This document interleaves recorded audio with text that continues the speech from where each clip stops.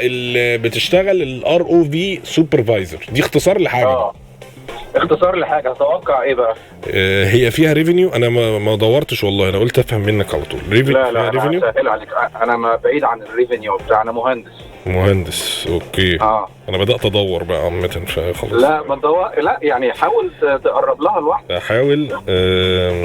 لا مش جاي معايا خالص. طيب بص يا سيدي، هي ريموتلي اوبريتد فيكل، هي حاجه زي الدرون كده.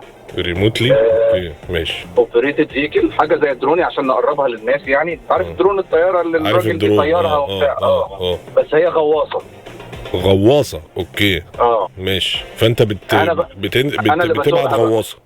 انا اللي بسوقها بقى. وغواصه بدون حد سايق، يعني انت بتبقى انت بدون حد جواها طبعا. ما فيش حد جواها. اوكي. ودي بتكتشف ايه بقى؟ ده بترول يعني وكده؟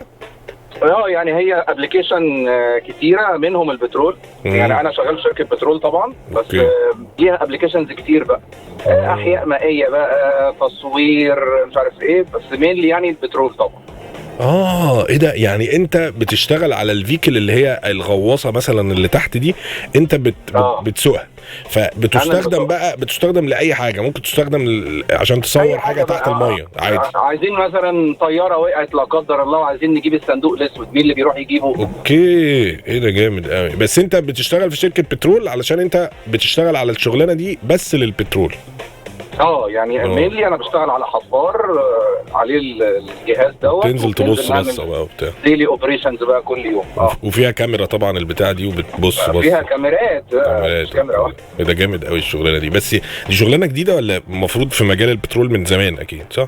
موجوده من زمان. هي كان زمان بيعملوها الغواصين، وبعدين ده التطور بقى لما بقى في اعماق كبيره بقى وكده.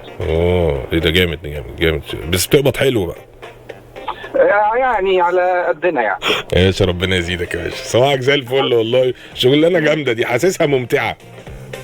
لا بلاي ستيشن. ايوه ده بتلعب بقى وعمال ايه، بتمشي من هنا وتمشي. وقابلت بقى ساعات وانت بتصور تقابل مثلا شارك مثلا تحت، او اي كائن بحري ايا كان هو ايه. ده الطبيعي، ما احنا نازلين بقى في البيئه بتاعتهم. بس طالما انت ما بتاذيهوش بالغواصه دي، هو تمام.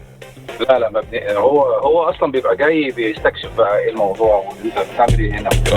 عارف اللي هو بيحط عينه عند الكاميرا كده، وهو ده عباره عن ايه. عندي بقى فيديوهات كتير من الموضوع ده. صباحك زي الفل ويومك حلو.